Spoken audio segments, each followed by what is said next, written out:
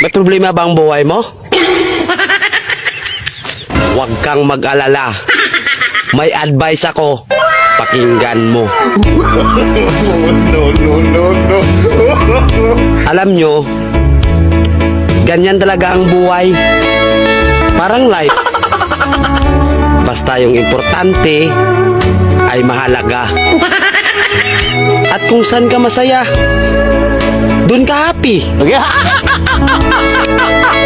Basta huwag kang maniwala sa swerte. Kasi malas yun. Minsan ay sometimes. Kaya matuto tayong tumanggap ng acceptance. Halimbawa, for example, ang baby ay sanggol. So kung di mo intindihin, you don't understand.